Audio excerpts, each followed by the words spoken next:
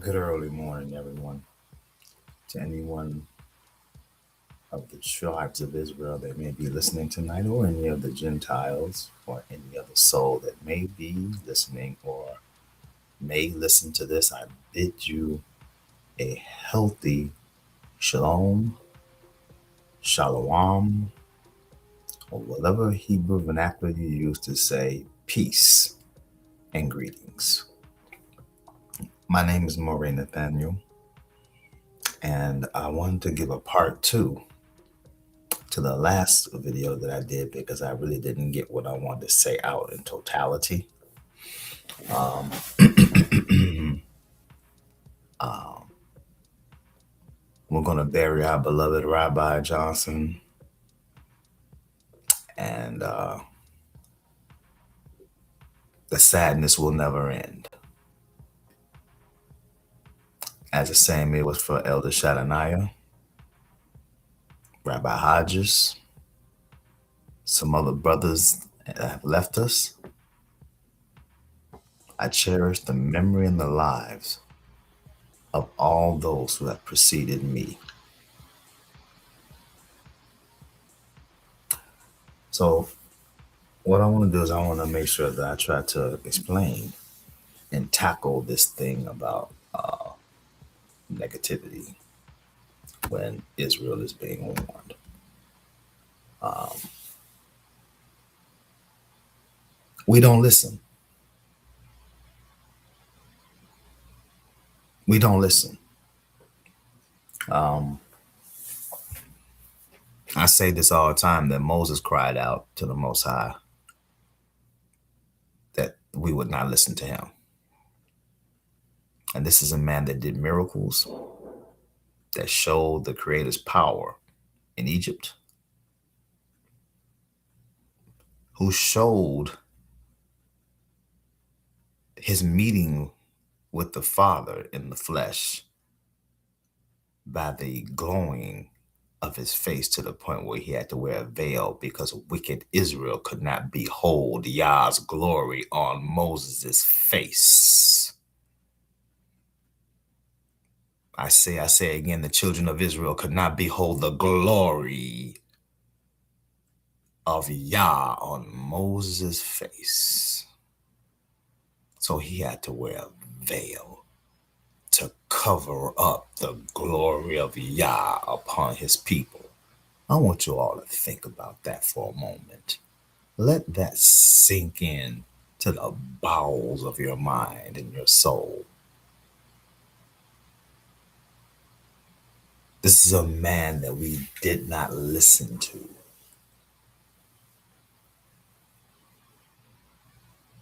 One of the only prophets that we didn't kill. Don't think about that for a second.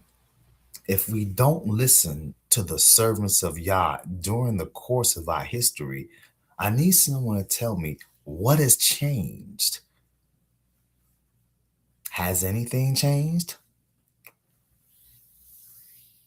It's not the fact that we have a more divided and different doctrine on every subject, more proof that the adversary is in Israel and bringing chaos with him.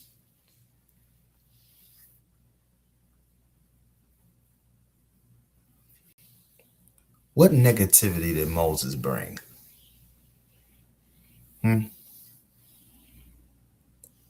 What negativity did Moses bring? Moses brought immediate judgment upon the children of Israel, upon them sinning. Immediate judgment. Judgment and punishment.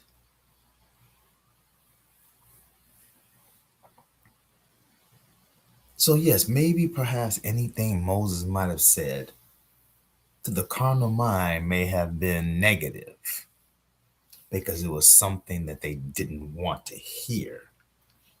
And possibly could it be the fact that the main reason we object is because we don't want to hear the truth that is being laid out?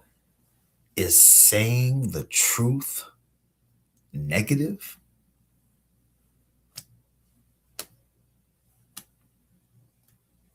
I'm trying to find an answer to the question of when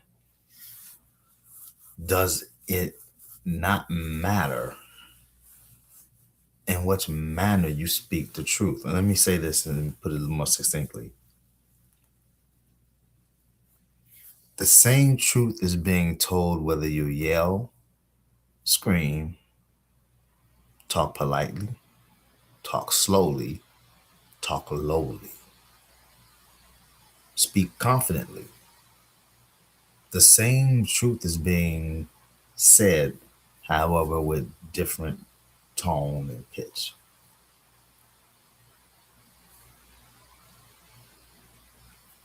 We have a habit not to want to hear. I think the Creator said that we had that problem, who is deaf but his messenger, blind and deaf. So when you come and tell someone that they're blind and deaf, they resent you. They resent you.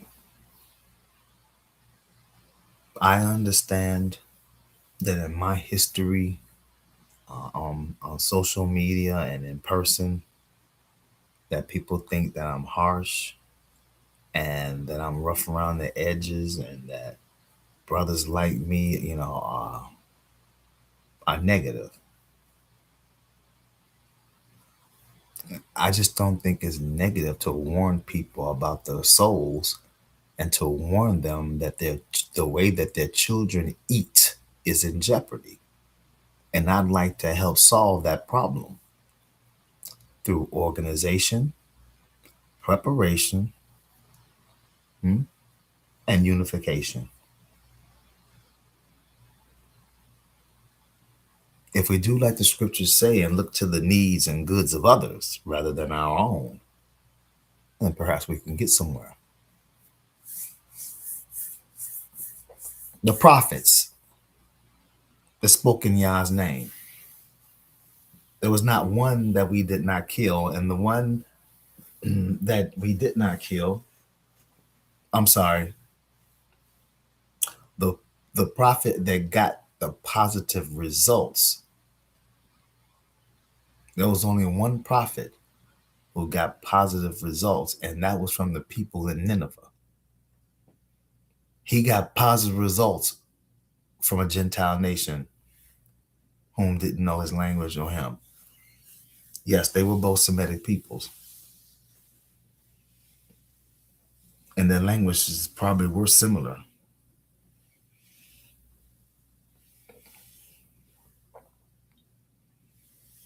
But Jonah spoke a different language.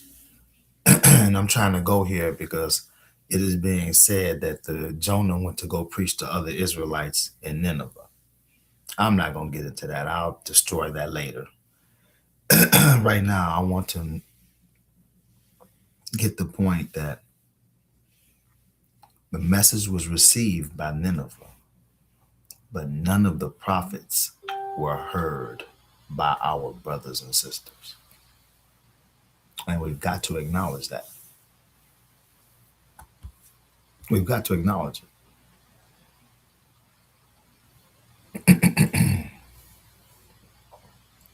We must acknowledge that we killed the prophets because we didn't like what they had to say. And what they had to say came from the Creator. And we did not listen.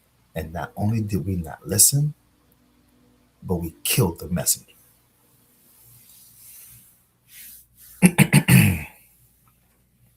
So Israel does not have a history of listening to Yah's prophets or anybody that speaks in the Creator's name. We don't have a good track record of it.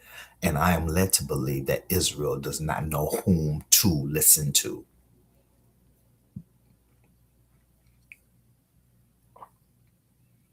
We are defiant, some of us, in our ignorance. We are bold in our misunderstanding. someone has to say, hey, I don't know. I apologize to any Hebrew Israelite that might find me or has found me to be negative and or unruly or otherwise, but I am not. I am a lover of my people, and it tears my soul apart to see what is going on today. I am a lover of my people. So I ask that no one take my warnings or my scourging for movement to mean negativity. Name one of the prophets that said something that was light. You can't name one. So, brothers and sisters, I say this to say, I apologize if I have been negative to people.